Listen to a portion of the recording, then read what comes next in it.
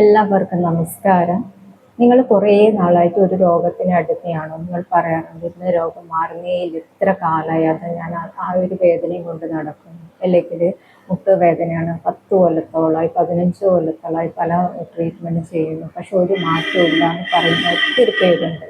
അല്ലെങ്കിൽ ഓരോ രോഗത്തിന് വേണ്ടിയിട്ട് ചികിത്സിക്കുമ്പോൾ പിന്നീട് വേറെ വേറെ രോഗങ്ങളായിട്ട് ഭയങ്കര ബുദ്ധിമുട്ടിലൂടെ പോകുന്നവരുണ്ട്. ഒന്ന് മാറുമ്പോഴത്തേക്ക് അടുത്ത രോഗം വരും. ഇങ്ങനെ ബുദ്ധിമുട്ടിലൂടെ പോകുന്നതാണെങ്കിൽ നിങ്ങൾക്ക് ചെയ്യാൻ പറ്റിയ ഏറ്റവും നല്ല ട്രീറ്റ്മെൻറ്റാണ് അക്യുപഞ്ചർ എന്ന് പറയുന്നത്.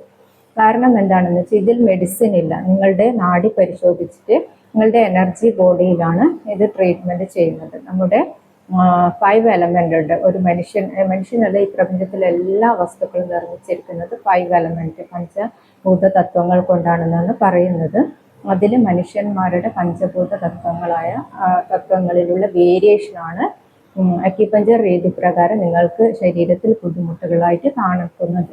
അപ്പോൾ അതിൻ്റെ കൂടെ നിങ്ങൾ 4G ഗോൾഡൻ റൂൾസ് ആയ ഉറക്കം, വിശ്രമം, ദാഹം, വിശപ്പ്, ഇത്രയും കാര്യങ്ങൾ കൂടെ ഇത്രയും കാര്യങ്ങൾ അത് നല്ല രീതിയിൽ അത് പറഞ്ഞു തരുന്ന പോലെ തന്നെ ഫോളോ ചെയ്യുകയാണെങ്കിൽ നിങ്ങൾക്ക് നിങ്ങളുടെ ബോഡിയിലുള്ള ബുദ്ധിമുട്ടുകൾ മാറിപ്പോകുന്നത് കാണാൻ വേണ്ടി പറ്റും. നിങ്ങളൊരു രോഗത്തിന് കുറച്ചു കാലം ആ രോഗം കൊണ്ട് തന്നെ ജീവിക്കുകയാണെങ്കിൽ നമുക്ക് എപ്പോഴും മനസ്സിലുണ്ടാകുന്ന ചിന്തകൾ എന്ന് പറഞ്ഞു കഴിഞ്ഞാൽ ആ രോഗത്തിനെ കുറിച്ചായിരിക്കും.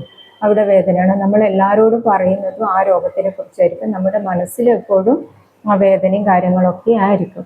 അപ്പോൾ തീർച്ചയായിട്ടും നമ്മുടെ മനസ്സിൽ എന്താണ് ചിന്തിക്കുന്നത് അതിൻ്റെ ഒരു കെമിക്കൽസ് നമ്മുടെ ശരീരത്തിൽ പ്രൊഡ്യൂസ് ചെയ്യും. അതായത് ഇപ്പോൾ നമ്മൾ സന്തോഷിക്കുകയാണെങ്കിൽ സന്തോഷത്തിൻ്റെ ഒരു ഹോർമോൺസ് ഉണ്ടാവും, നേരെ മറിച്ച് ദുഃഖിക്കുകയാണെങ്കിൽ ദുഃഖത്തിൻ്റെ ഒരു ഹോർമോൺസുകൾ, ദേഷ്യം വരുമ്പോൾ അതിൻ്റെ ഹോർമോൺ, ഇങ്ങനെ കെമിക്കൽ ഹോർമോൺസുകൾ ശരീരത്തിൽ പ്രൊഡ്യൂസ് ചെയ്യുന്നത്. ഏത് ഇമോഷൻ വന്നാലും അതിനൊരു കെമിക്കൽ ഹോർമോൺസ് നമ്മുടെ ശരീരത്തിൽ പ്രൊഡ്യൂസ് ചെയ്യുന്നത്. അപ്പോൾ നിങ്ങൾ സ്ഥിരമായിട്ട് ഈ ഒരു ദുഃഖത്തിലൂടെ പോകുമ്പോൾ, ഇന്ന രോഗമാണെന്ന് ചിന്തിച്ചിട്ട് നിൽക്കുമ്പോൾ നിങ്ങൾക്ക് എന്ത് ചെയ്യും, നിങ്ങളുടെ ബോഡിയിൽ പിന്നീടും ആ ഒരു ഹോർമോൺസ് ആയിരിക്കും ക്രിയേറ്റ് ചെയ്യുന്നത്. ഇത് മരുന്ന് കൊണ്ട് മാറ്റാൻ വേണ്ടി പറ്റുന്നുണ്ടായിരുന്നില്ല. അതുകൊണ്ടാണ് നിങ്ങൾക്ക് മരുന്ന് കുടിച്ചിട്ടും കാലങ്ങളായിട്ട് ഓരോ പെയിനിങ്ങിനും പോകുന്നത്.